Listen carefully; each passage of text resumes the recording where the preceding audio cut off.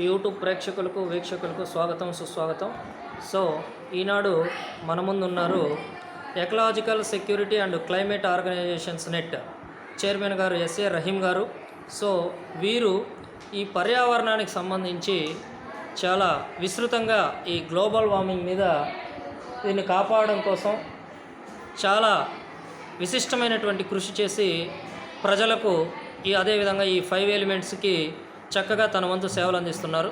Sir చెప్పండి sir, ముఖ్యంగా మీరు ఈ విజన్తో పనిచేయడానికి ముఖ్యమైనటువంటి కారణం ఏంటి సార్, ప్లీజ్?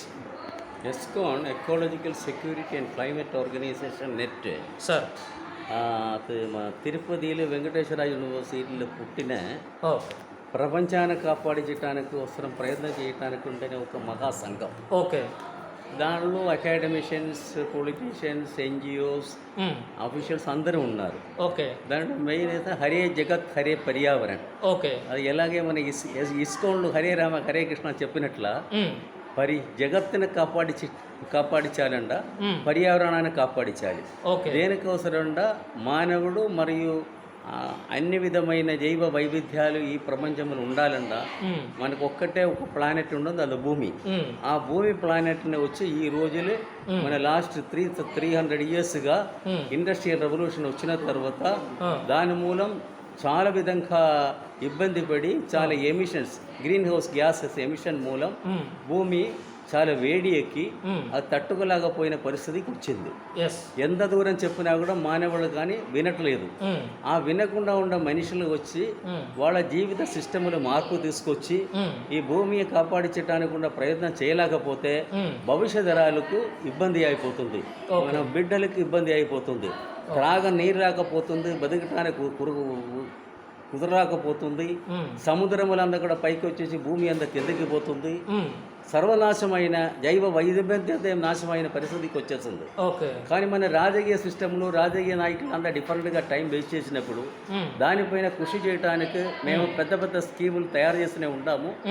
దీనిలో అన్ని విధమైన ప్రకృతి అనుకూల వ్యవసాయం, ప్రకృతి అనుకూల పారిశ్రామిక కార్యక్రమం, ప్రకృతి అనుకూల సేవా కార్యక్రమం మన అందరం అర్థం చేసుకుంటూ ప్రయత్నం చేసినైతే మన భూమిని కాపాడించుకోవచ్చు. ముఖ్యంగా ఆ భూమిని కాపాడించాలంట మనకందరికి మనసు రావాలి. మనసు ఉండనైతే మార్గం ఉంది.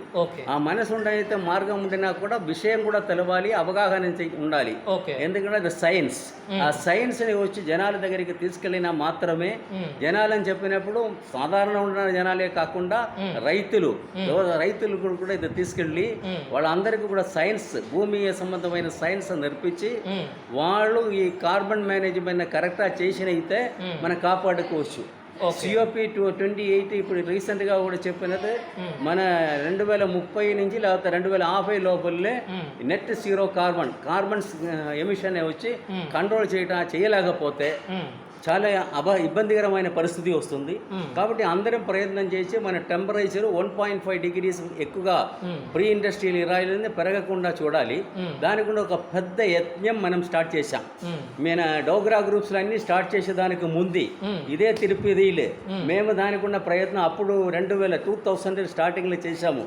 నేను ఇక్కడ వచ్చినప్పుడు అప్పుడు స్వచ్ఛంద సంస్థలు అంతా కూడా ఆహ్వానించి ఇక్కడికి వచ్చి చేశాం ఇంగోజాక్ అని చెప్పి.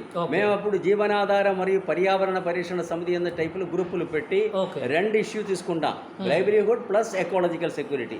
కానీ కాలంలో వచ్చేసి ఏమైపోయింది, వేరే విధంగా గ్రూపులన్నీ పోయి మహిళలన్నీ అది చేశాము. ఈ రోజు ఏ పరిస్థితి వచ్చేసిందంట, ఈ రోజు ఇండస్ట్రియలిస్టే దేశాన్ని ప్రపంచాన్ని ఇబ్బంది క్రియేట్ చేశాడు. కానీ మళ్ళీ కూడా ఈ స్కీమ్ ప్రపంచాన్ని మంచిది చేయడానికి ఉన్న స్కీములు అంతా కూడా వాళ్ళు చేతిరైపోతుందో తప్ప కింద స్థాయి జనాల దగ్గరికి రావటం లేదు. அதுக்கு అందరం కారణం ఎడ్యుకేషన్ ఇన్స్టిట్యూషన్ కానీ, యూనివర్సిటీ కానీ, గవర్నమెంట్ సిస్టమ్ కానీ అన్నిటి కూడా ప్రజల పక్కన పెట్టేస్తున్నాడు, వాడు కూలివాడుగా మాత్రం ఉపయోగిస్తున్నాడు.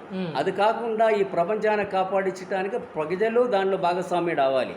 అలాంటి ఒక పెద్ద యజ్ఞం ఇప్పుడు తిరుపతి నుంచి, ఇప్పుడు తిరుపతి ఆ తెలంగాణ రాష్ట్రం నుంచి అంటే ఆ రోజు మేము ప్లాన్ చేసినది హరిత భారతం త్రూ గ్రీన్ ఎకనామిక్ డెవలప్మెంట్ అన్న ప్రోగ్రామ్ ప్రకారం మేము వర్కౌట్ చేసాం. ఓకే. చేసి చాలా వర్క్లు త్రూఅవుట్ ఇండియా చేసి ఉంటాము. గవర్నమెంట్ కూడా మన చాలా విషయాలు యాక్సెప్ట్ చేసి అది ఫాలోఅప్ చేసి ఉంటాము.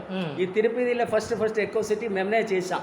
Pen India and eco city ఎస్కాట్ మూలమే తిరుపతిలో ఫస్ట్ ఎకో సిటీ ఇండియాలో 5 ఎకో సిటీలు సక్సెస్ చేసి చూపించిన తిరుపతిలో మేమే. ఓకే. అదే దాని ఎఫెక్ట్ ఈ రోజు మన స్వచ్ఛ భారత్ ఇదన్నీ వచ్చేసి దానిలో బ్యాక్గ్రౌండ్లో వచ్చినాము. ఈ రోజు మనం తీవ్రంగా మనకు దిగి ఉన్నాము.